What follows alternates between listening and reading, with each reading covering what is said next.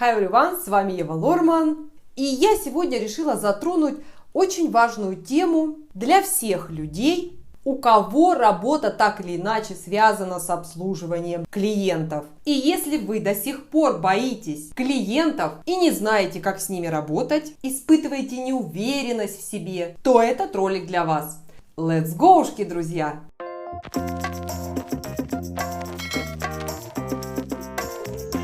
И в этом ролике я буду выступать в роли психолога. Неожиданно? Да, неожиданно. Но самые приятные моменты в жизни происходят неожиданно.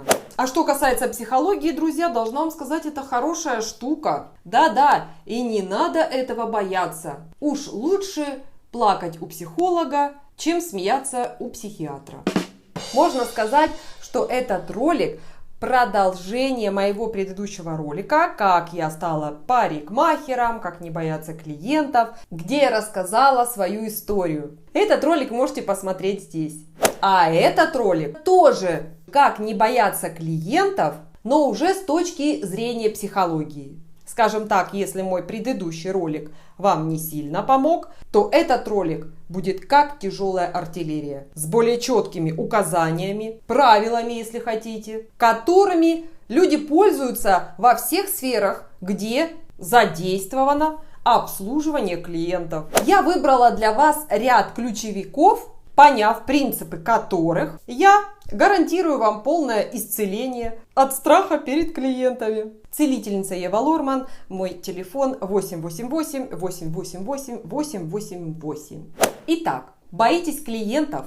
Не знаете, как с ними себя вести в разных ситуациях? Тогда давайте посмотрим, что нам говорит психология на этот счет.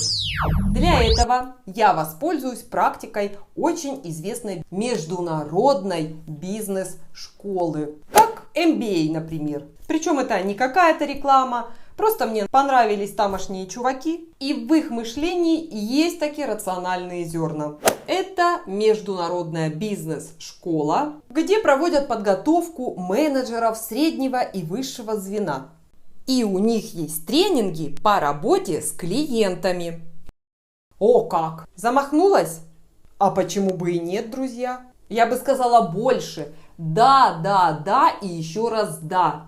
Ведь подумайте сами, мы в индустрии красоты проводим с клиентами больше времени, чем весь остальной мир. Подстричь, покрасить клиента, высушить ему волосы, сделать укладку.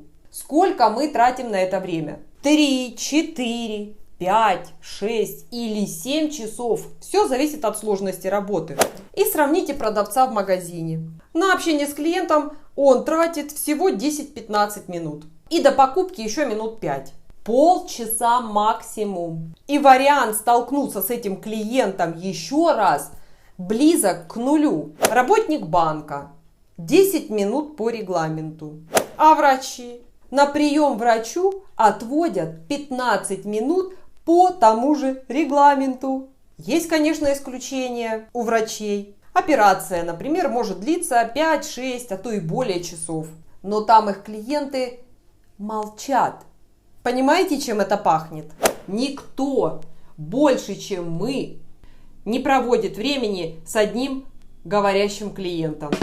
А вы подумали, замахнулась. И самое главное, что ради этих чуваков создаются международные бизнес-школы. Ради каких-то 10 качественно проведенных минут с клиентом. Что говорить о нас, людях, у которых вся жизнь это 3-5-часовые говорящие клиенты. Уму непостижимо, когда думаешь об этом. От нашей с вами работы зависит очень много. Порой даже больше, чем от врачей. У красиво подстриженного и окрашенного клиента что? Настроение разгоняется до сотни за 2 секунды. Люди потом горы сворачивают, реки перекрывают, да что там, тучи разводят руками. Начинают порхать, улыбаться, влюбляться, дарить друг другу радость и счастье. И, как закономерность, повышается рождаемость населения. Мат-капитал отдыхает. Осознаете, кто миром рулит. Да ради нас надо новую силиконовую долину создать и назвать ее «Ножницы и расческа спешат на помощь». Знаете, смех смехом, а ведь это правда. Задумайтесь над этим. Никто на планете не проводит столько времени с одним клиентом. Да еще на таком близком расстоянии, как мы. Тело к телу, глаза в глаза, волосы рука, ножницы ухо. Поэтому я обоснованно взяла самую крутую школу и одела таки их костюмчик на себя. То есть их обучение адаптировала к нам, к парикмахерам. Все очень просто. Итак, ближе к делу. Смысл тренингов по работе с клиентами заключается в следующем. Вы работаете с клиентом, и неважно в какой сфере бизнеса. Во всех сферах есть одна основа. Это клиент. И проблема большинства – это неумение работать с клиентом. А что такое умение работать с клиентом? Это в первую очередь понравиться клиенту. Да, клиент оценивает нас с порога. Ну, как в принципе и мы его. Но кто себя продает? Мы, а клиент покупатель. Как сказала Коко Шанель, у вас не будет второго шанса произвести первое впечатление. Кто-то скажет: да ладно, всем насильно мил не будешь. Правильно. И в бизнесе существует свое золотое правило. Закон Паретто 80/20.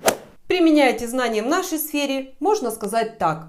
80% мастеров стараются понравиться клиенту, и всего у 20% это получается сделать. Кто-то скажет: а что тогда с остальными 20%?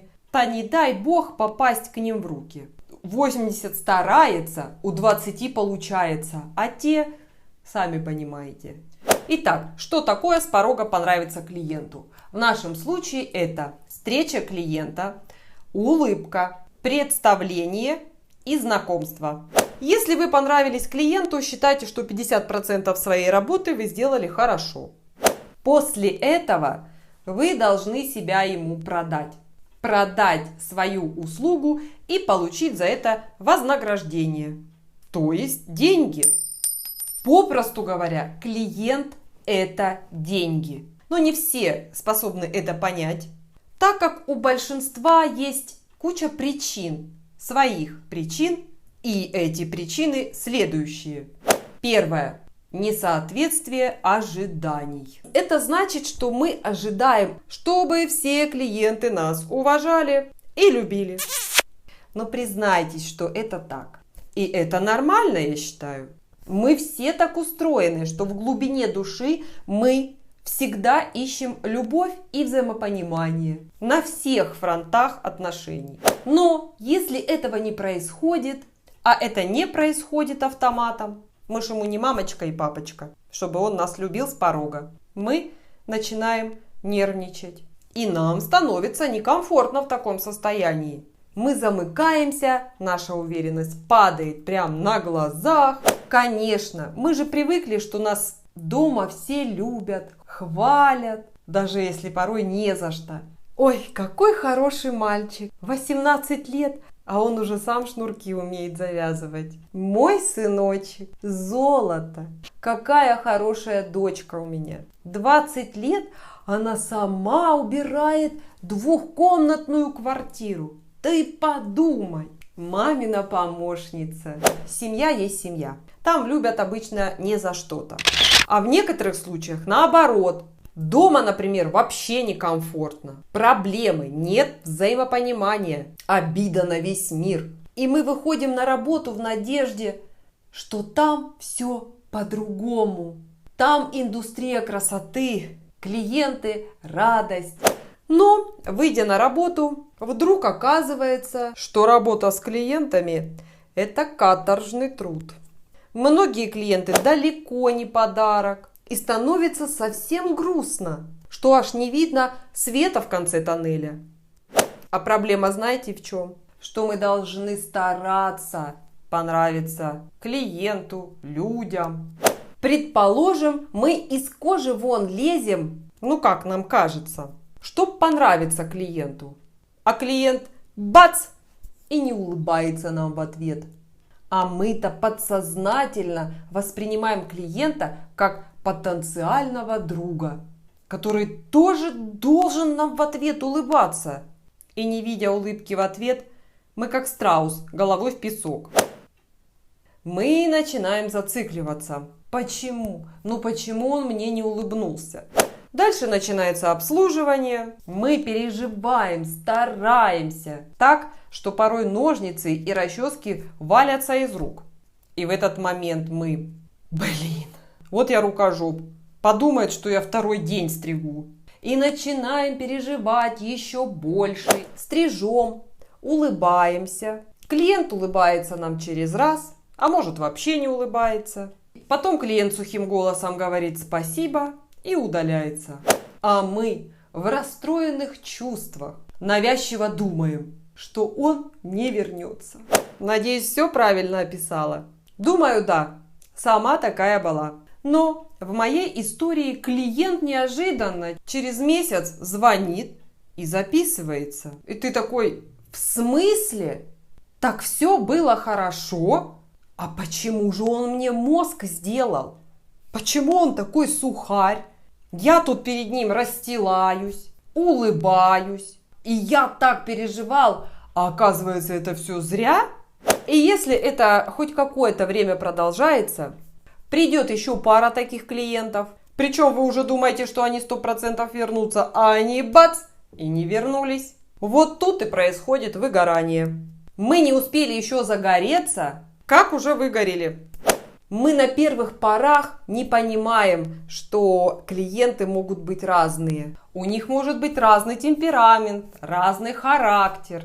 В конце концов, у клиента может быть элементарно плохое настроение.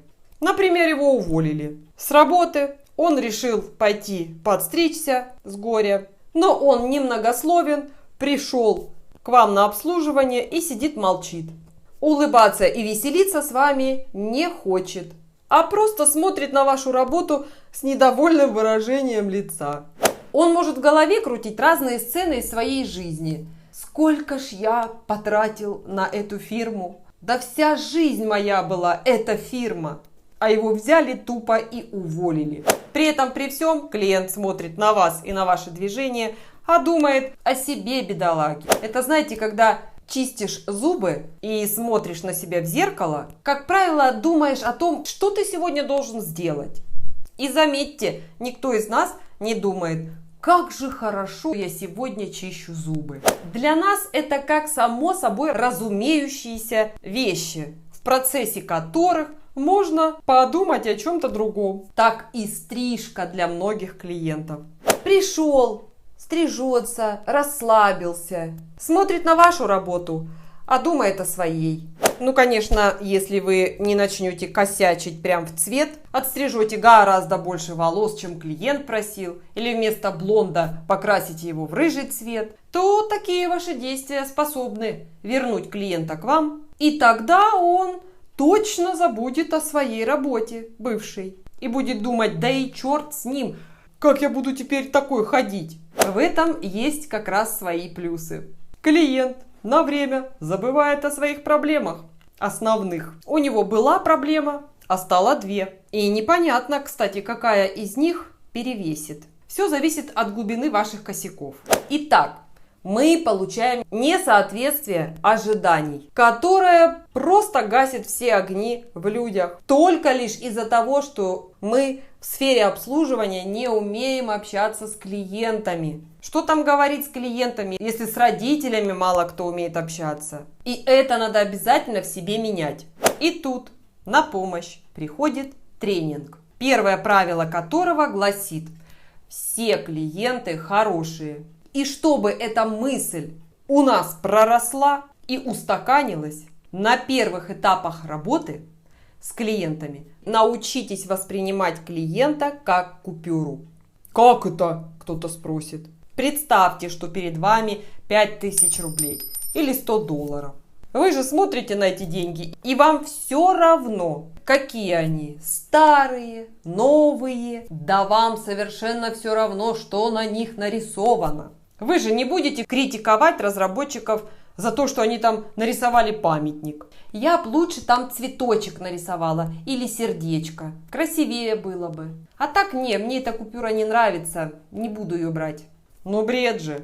Так и с клиентами. Нам должно быть все равно, как они выглядят. Какие у них манеры. Нравятся они нам или нет. Улыбаются они нам в ответ или нет. Хотите, чтобы эта купюра оказалась у вас в кармане? Значит, перешагните через себя. Через эту боязнь, через страх, через неуверенность. Вы сделали все, зависящее от вас. И тогда первый этап этого квеста вы прошли. Поздравляю вас! На таком топливе вы продержитесь какое-то время. И у всех оно разное. Кто-то зависает в этом состоянии, кому-то просто так удобно. Это называется приклеенная улыбка. Ну, знаете такую. Когда встречаешь менеджера, а он улыбается во все зубы. Ему хоть что говори, а он улыбается. Почему такие люди бывают? Потому что они выбрали для себя самый комфортный уровень общения с клиентом. Убрали ментальный, тонкий, приклеили себе улыбку, не обращают ни на что внимания, какую надо выдержку иметь, чтобы так реагировать на любую ситуацию. И вот я вам рассказываю, каким образом они достигают этой нирваны. Такие люди не растрачиваются на эмоции и холодным умом думают о своей работе, тем самым повышая эффективность своей работы. Это и есть задача этого первого этапа. Отключить ментальный уровень общения с клиентом, душевный, сердечный, и перейти на более практичный уровень, более взрослый, что ли, и начать анализировать свои ошибки. Этот этап очень важен. Именно в нем зарождается правильный принцип общения с клиентом, который гласит, что все клиенты хороши. Вас будут радовать позитивные люди, вы будете черпать от них положительную энергию, а отрицательные вами будут восприниматься как всего лишь потертая купюра, но тоже купюра. Таким образом вы сохраните себя от выгорания. Дальше, поработав так, привыкнув к клиентам, мы понимаем, что далеко не все клиенты звери. И я вам больше скажу, по статистике положительных клиентов 80%, 15% ровных, без эмоций, и отрицательных всего 5%. Тоже закон Парето 80/20. И по логике понятно, что именно эти 5% одновременно не соберутся у вас в салоне.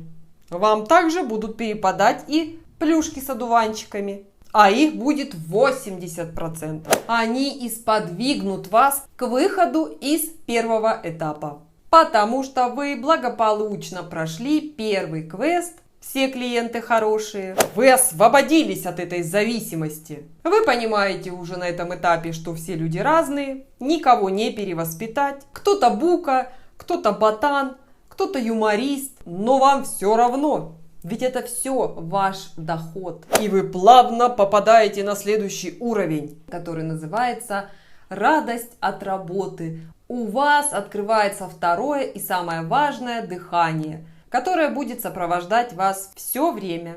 Мы научились воспринимать людей такими, какие они есть, и не реагировать на их недостатки. И нас радует наша работа. Мы научились холодным умом давать оценку своим действиям.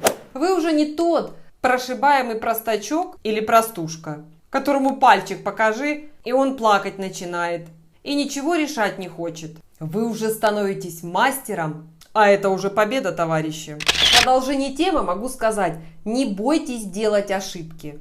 Бойтесь ничего не делать. У каждого парикмахера есть своя группа недовольных клиентов. Но стремиться надо к единицам. Как сказал Генри Форд, неудача – это просто возможность начать снова, но уже более мудро. У мудрого человека не бывает неудач. Есть только негативный опыт, который тоже опыт. Конечно, в MBA это все относится к менеджерам, а не к парикмахерам. Но я из этого сделала привязку к нашему делу. И вы знаете, это работает. Протестируйте на себе, потом напишите свои впечатления. С удовольствием почитаю. Я тут подумала, у меня такое случается. Сравнение клиентов с деньгами может не всем понравиться.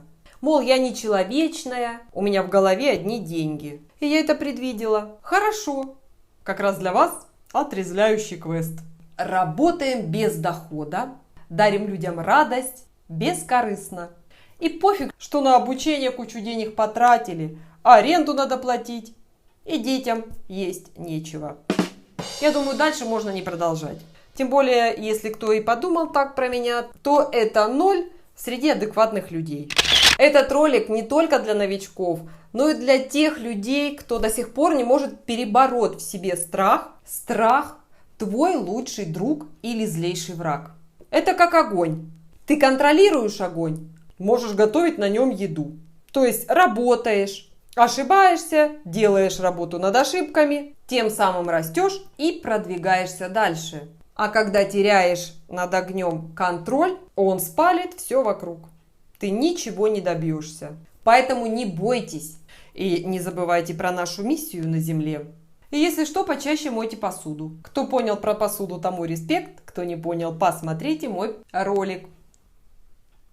И вообще, старайтесь на мир смотреть с юмором. Как это делал Томас Эдисон, основатель корпорации General Electric, создатель фонографа. Он усовершенствовал киноаппаратуру, телефон, лампу накаливания, свет. До такого состояния, которым мы сейчас с вами пользуемся. Я не терпел поражений. Я просто нашел 10 тысяч способов, которые не работают. Всего-то 10 тысяч косяков. И у нас с вами свет, телефон. Я записываю себя. Вы меня видите. Кстати, он первым предложил в начале разговора говорить «алло», что созвучно слову «hello». Понимаете? Мастерство придет только тогда, когда ты что-то делаешь. Под лежачий камень, как говорится, вода не течет. Поэтому я надеюсь, что мы с вами там все hello. Я здесь, вы там. И мы с вами на нашей связи. Да, и кстати, 10 тысяч косяков для парикмахера – это перебор.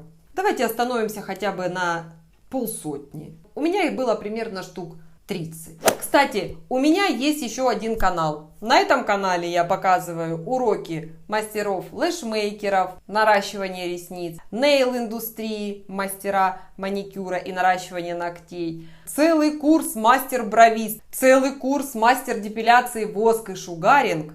И это все профессиональные курсы с огромным количеством практики. Поэтому добро пожаловать на мой второй канал и стать мастером-универсалом, к чему я всегда всех и призываю. Я вам всем желаю успехов, удачи. Пусть у вас всегда все получается, не бойтесь ничего. Все через это проходили. На этом все. Надеюсь, ролик был для вас полезным. Bye-bye, everyone. С вами была Ева Лорман. И до встречи в новых видео. Подписывайтесь на канал, ставьте лайки, пишите комментарии, задавайте вопросы. Эй, народ, не скупись, лайк поставь, подпишись, я тебя сейчас пляшу. Подпишись же, блин, прошу. Колокольчик тут же жми, делись со всеми, не томи. Хватит даме танцевать, пора идти видос снимать.